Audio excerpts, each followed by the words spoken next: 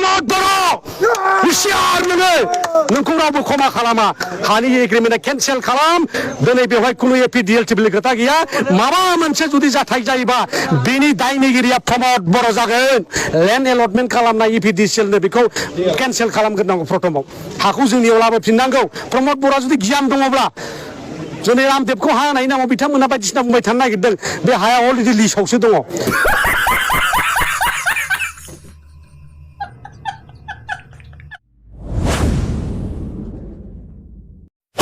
एडभाइजारि board जिरायहोनानै बिथांमोना बे हाखौ एलटमेन्ट होदों होननानै जोंनो सार्कोल अफिसारनि खुगानिफ्रायनो जों बेखौ खुद खोनानानै फैदों आरो जों डकुमेन्ट्सखौ लाबोदों मेपखौ लाबोदों इभेन मेपखौ सार्भे खालामाबालानो बिथांमोना ड्रनजों सार्भे खालामदों होननानै बुंदों। खुलुमबाय रायजोफोर गिबियाव फिथांखि ब्लग इउट्युब चेनेलनिफ्राय रायजो राजा बयनिसिमबो गोजोननाय बावहरग्रोनाय जाबाय आसा खालामदों नोंथांमोनाबो बयबो मोजाङैनो दङ होननानै जानो हागौ नोंसोरो मिथिखाबाय आङो सोरनि थाखाय भिडिअखौ लानानै फैदों नाथाय माखासे भिडिअखौहाय आङो इन्ट्र' होआखै सरजाबफानो सानदों रायजोफोर जों गिबियाव सावरायगोन प्रहलाद ब्रह्मनि सायावहाय प्रहलाद ब्रह्मआ ओरैबायदि सासे गियान गैयै मानसि दा बिथाङा बेफोरबायदि बाथ्राखौ माब्रै बुंखो प्रहलाद ब्रह्मनि गोसोआवहाय माब्लाबाबो कन्ट्रल खालामनो हानाय गोहोआ गैया नामा सोरखौबा बखिनाय सोरखौबा नेवसिनाय सोरखौबा गाज्रि राव मुं सुनाय बेल' प्रहलाद ब्रह्मनि गोसोआव दङ नामा रायजो प्रहलाद ब्रह्मआ रायजो राजानि थाखाय खामानि मावाखै प्रहलाद ब्रह्मआ एकमात्र आबसुखौ बदनाम खालामनो इउपिपिएल खौ बदनाम खालामनो प्रमोद बर' सारखौहाय मुगैनो दिपेन बर' सारखौहाय नेवसिनो बे खामानिखौसो मावनो थाखाय प्रहलाद ब्रह्मआ एक्सपेल खालामजानायनि उनावबो बिपिएफ पार्टिजोंनो थाफानानै खामानि मावदों नाथाय बेखौ रायजो राजाफ्रा मिथिया जानो हागौ प्रहलाद ब्रह्म बादि सासे अहंकार गोसोनि मानसिखौहाय जोंनि समाजावहाय बेबायदि लाइ होबाय थायोब्ला रायजो राजाफ्राबो गाज्रि जालांगोन दिनै पर्बजरा बासबारिनि रायजो राजाफोरनि मान इज्जतखौहाय प्रहलाद ब्रह्मआ हाजों मिलायहोदोंना मिलायाखै दिनै पर्बजरा बासबारिनि रायजो राजाफोरनि मान सन्माना बहा थांखो प्रहलाद ब्रह्ममोन बायदि थुनज्लायनायनि थाखायनो पर्बजरा बासबारियावहाय दावरावआ सोमजिदों बे बासबारिनि फाग्लिजरा पार्ट 1 पार्ट 2 आवहाय बेयावहाय रायजो राजाफोरखौहाय हाथियार बानायनानैहाय प्रहलाद ब्रह्मआ सोरखौबा गुलि गावनो नागिरदों बेखौहाय रायजो राजाफ्रा मोनथिदोंना नाथाय बे बाथ्राखौहाय मोनथिनानै दावरावआ बारा जाबाय साननानैहाय आङो खोनानाय बायदिब्ला प्रहलाद ब्रह्ममोन बायदियानो बिपिएफनि मानसिफ्रानो बे बासबारिनि रायजो राजाफोरनि सिगाङावहाय थांनानै स्रोदै आन्दलन खालामनांथ'ला होननानैहाय बुंहैदों होननानैबो आङो खोनानो मोनदों रायजोफोर दिनै मालती रानी नार्जारी प्रहलाद ब्रह्म मुनमुन ब्रह्म आरो दावराव देख्रेब बिथांमोनानो पर्बजरा बासबारिनि दावराव खालामग्रा मास्टार माइन्डना दिनै बिनि अनगा आं रावखौबो सानना रायजोफोर दानिया जोङो खोनासंनोसै बिपिएफ पार्टिनि दतमा ओनसोलनि एमसिएलए प्रकाश बसुमतारी बिथाङा मा बुंदों एसे खोनासं गभर्नमेन्टनो हगारनानै गभर्नमेन्टनिफ्राय जोंहा माबा मोनसे अनुदान मोनोबा जोंनि रायजो राजाफोरनि गेजेराव माबा मोनसे संस्थापन मोनोबा बेवहाय जोंहा बुंनांगौ गैया कमप्लिट बेयो एपिडिसिएलनो आसाम गभर्नमेन्टनि एपिडिसिएलनो हगारनानै एपिडिसिएलासो आरोबाव आदानिनो गथायनो थांगासिनो दं बेवहाय जोंहा एपिडिसिएलनो होनाय लोगो लोगो जोंहा बेवहाय जेबो से गैला एपिडिसिएलासो बेखौ मा खालामो मा खालामा आदानिजों मा सुक्ति खालामनानै हा हगारो हगारा मा मावहोगोन मावहोआ बे बिथांमोननिसो खोथा जोंनि माखासे दैदेनगिरि बिथांमोना मानो रायजो राजाखौ मिसलिड खालामदों बेसो दुर्भाग्यजनक आरोखि दिनै बिथाङा बे बाथ्राखौ बुंनायनि सिगां आङो बुंनो सानदों नोंथांमोना जि बाथ्राखौ बुंदों बेखौहाय दानि सिएम प्रमोद बर' सारानो साननानै खामानि मावगासिनो दङ नोंसोरो जेखौ सानदों बेखौनो बिबो सानदों आरो बेखौनो बिबो मावदों नाथाय नोंसोरो बे बुंनायनि सिगां नोंसोरनि जे सापर्ट खालामग्रा प्रहलाद ब्रह्म मालती रानी दावराव देख्रेब आरो मुनमुन ब्रह्म मानो पर्बजरा बासबारियावहाय सावरायनायनि सिगां थांनानै रायजो राजाफोरखौहाय दावराव खालामनो सुबिदा होआ एसे लाजिनो सोलोंनांगौ नोंसोरो दिनै अखा हाखांनानै खफ्रि हमनानै लाब गैया। मैदेरा माइ जानानै थांबाय, उनावसो होनानै मा लाब जानो। बेखायनो दिनैहाय पर्बतजरा बासबारिनि मान सन्मानखौ BPF पार्टिया हाथफ्ला खालामबाय रायजोफोर। दिनै बिथांमोना मान सन्मान गैयै जाबाय पर्बतजरा बासबारिनि मानसिफ्रा। बे BPF पार्टिनि क्रेडिट लानो हास्थायनायनि थाखायनो जोंसो मावनो हागोन, रावबो मावनो हाया, बेफोरखौहाय जुजिनायनि थाखायनो दिनै पर्बतजरा बासबारिनि मानसिफ्रा सन्माननि जायगायावहाय असमान मोननो गोनां जाबाय। फैबाय थानाय 100 बोसोरावबो बे जारिमिना माब्लाबाबो गोमोरनाय नङा रायजोफोर। नोंथांमोना नायलांबाय था। दानिया रायजो राजा नोंथांमोन, जोङो नुदोंना बे पर्बतजरा बासबारिनि दावरावखौहाय जायफ्रा सामलायनो थांदोंमोन, बुजायनो थांदोंमोन, माहारियारि आफादनि मोनब्रै आफादनि बिथांमोना, बेयावबो बिसोरो बोबथिं बोबथा खालामनानैहाय दावराव दावसि खालामदों। बेखौ नोंथांमोना भिडिअआव नुगासिनो दंखायो। दा बेफोर थासारिया मानो जानो मोनबावखो? दा बेनि मेन दायनिगिरिया सोर? प्रहलाद ब्रह्म नङा खोमा?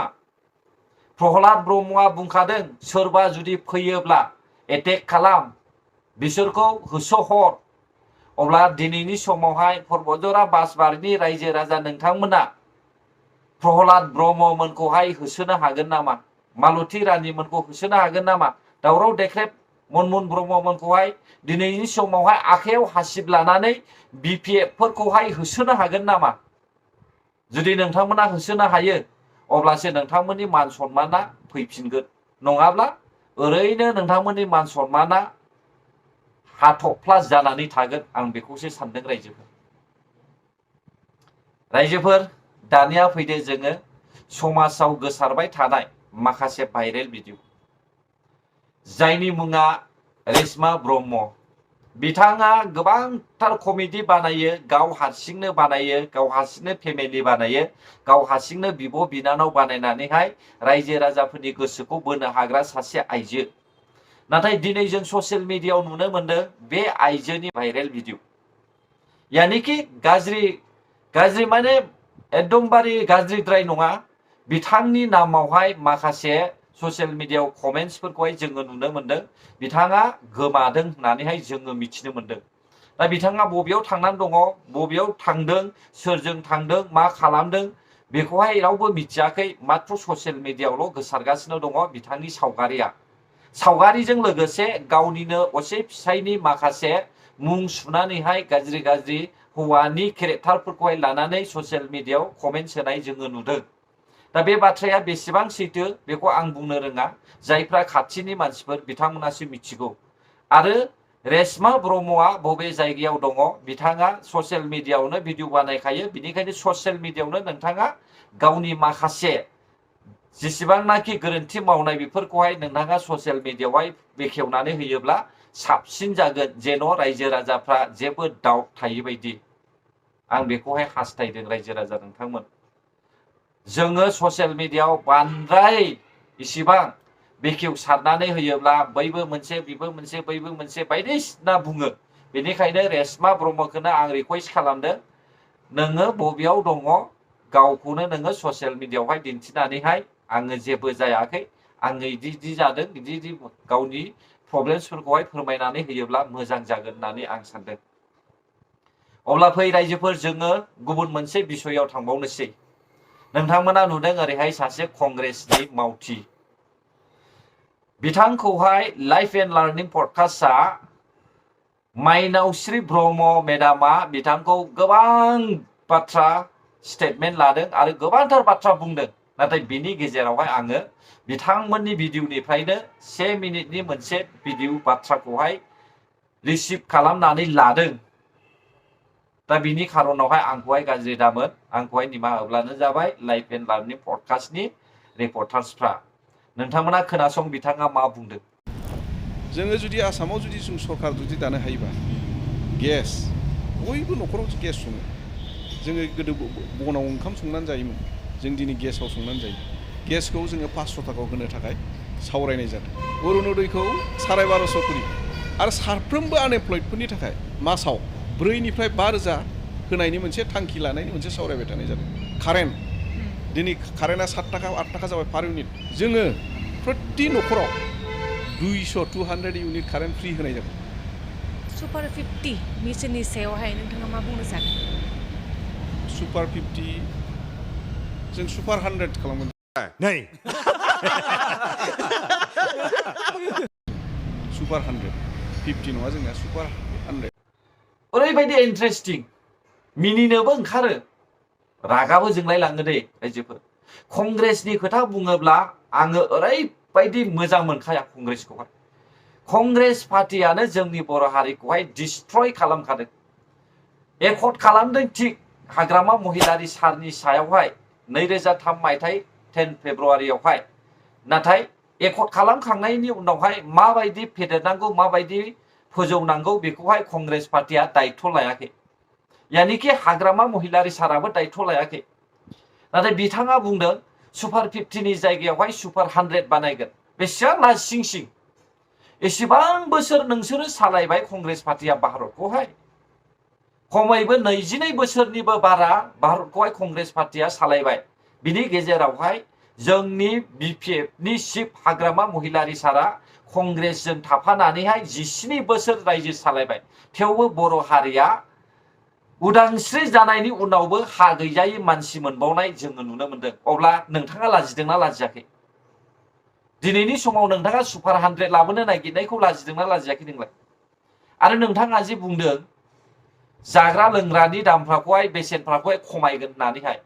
बहाथो खमायदों कर'ना थखायावलाय कर'ना थखायाथ' कंग्रेसनि ना बहाथो खमायदों इलेक्ट्रिकनि बिसयै आं जेबो बुंला कारेन्टनि बिसयै आङो बेखौहाय गनायगोन नाथाय गारिनि पेट्रल डिजेल जाग्रा थाव आरो माइरं दैरं बा फारसेनिफ्रायनो खमायाखै रायजोफोर नोंथाङा फैनानै नायफै नंखाय नंदोंब्ला मानो नंथारै बाथ्राखौ बुङो गावबागाव धोन सम्पति बुथुमखांनायनि उनावहाय रायजो राजाफोरनि गांनाय उखैनायखौ मोनथिनो रोङि मोनसे पार्टिया कंग्रेस बै समाव जोंनि बर'नि गेजेरावहाय कनफ्लिक्ट खालामनानै होग्रायाबो कंग्रेस आरो हाग्रामा महिलारि सारा खिबु थाफानानैहाय जेखौनो बुङो बेखौनो गनायनानै लाना फुटबल बायदि फिदिंजाग्रायाबो कंग्रेस पार्टियानो बे समावहाय थैनानै थांनाय तुरुन गगৈ बिथाङा आसामनि चिफ मिनिस्टारमोन बे समावनो हाग्रामा महिलारि सारा मोख्रा फिदिंनाय बायदि फिदिंजादों कंग्रेस पार्टिजोंहाय आरो कंग्रेस पार्टियानो जोंनि बर' हारिखौहाय बयनिफ्रायबो गाज्रिसिन अबस्था खालामनानै होदों अब्ला बिथांनि रावखौ सोर गनायो सोर गनायो बिथांखौहाय आंथ' मोजाङैबो सिनाया नाथाय आङो लाइफ एन्ड लार्निं पडकास्टआवहाय कमप्लिट खोनासंदों हिसाबै बिथांनि केरेक्टार बुंनाय साननाय हनाय गासैखौबो आङो आन्दाज मोनजोबदों बिसोरबायदि सुबुंखौ सोर गनायो कमेन्टआव हरब्लानो जाबाय दानिया फैदो रायजोफोर ओरै नोंथांमोना सावगारियाव नुदोंना बिथाङाबो बिपिएफनि सासे एमएलए मोन दा बिथाङा गासैखौबो स्टाडि खालामखांनायनि उनाव इउपिपिएल पार्टियाव फैदों मानो फैदों बिपिएफ पार्टिया बर' हारिखौहाय खौसे खालामनोहाय गोसो गैया बिथांनि बुंनाय बायदिब्ला बिपिएफ पार्टिया बर' हारिखौहाय माब्लाबाबो खौसे जाजानो लुबैया आरो बियो हारिनि थाखाय बिपिएफनि चिफआ माब्लाबाबो साननो रोङा दा बेनि खारनावनो बिथाङा जोंनि बिटिसिनि काउन्सिलखौहाय हमथानानै लाखिनो थाखाय जेरैब्लाबो बिटिआरनि सिएम इउपिपिएल पार्टिखौनो जोङो मदद होनांसिगोन साननानै बिथाङा इउपिपिएल पार्टियाव हाबदों बे बाथ्राखौहाय बिथाङा क्लियारलि बड'लेण्ड बुब्लिनि स्टेटमेन्टआवहाय बेखेवनानै होदों अब्ला गासैबो दैदेनगिरि लिडारफ्रा दिनै मोजां पार्टी साननानैहाय इउपिपिएल पार्टियावहाय हाबफैबाय दा इउपिपिएल पार्टिखौनो जों सापर्ट खालामगोन ना खालामनाङा सोर साननो रायजोफोर दिनैनि समावहाय बिपिएफ पार्टिखौहाय इसेबां मोजां बिथांमोना हानि मानि फाथा होगोन होननानैहाय सोर सानो जेराव जों क्लियारलि नुखादों भारत उदांस्रि जानायनि उनावबो 80 बोसोर जानो थांगासिनो दङ अब्लाबो बर' हारिया हा गैजायै दङ आरो जाया आंखौ कमेन्ट होदों हानि सोमोन्दैहाय बे हानि बेलायावबो आं बुंगोन हाग्रामा महिलारि सारनि बायदिब्ला बर' रायजो राजाफोरनि हाया बिटिसिनिसो अब्ला बिटिसिनिसोब्ला बिटिसिआ मोनसे गभर्नमेन्टसो अब्ला बिटिसिनिसोब्ला माब्रै रायजो राजानि जाखो बिपिएफनि साननाय मथेब्ला रायजो राजानि हायानो गभर्नमेन्टनि नाथाय इउपिपिएलनि सिएम प्रमद बर' सारा जाय जायगाखौ रायजो राजाफ्रा दखल खालामनानै थादों जि जायगायावहाय मावै दाङै जादों बे हाखौ रायजो राजानिनो होननानैहाय दिनै हानि फाटा होनो थांगासिनो दङ आरो होगासिनो दङ मेन जाहोना बेनोमोन अब्ला जेब्लानाखि प्रमेला रानी ब्रह्मआ बुंदोंमोन बर'फोरनि थाखाय हानि लेखा नाङा होननानैहाय बुंदोंमोन अब्ला बेनो मेन जाहोना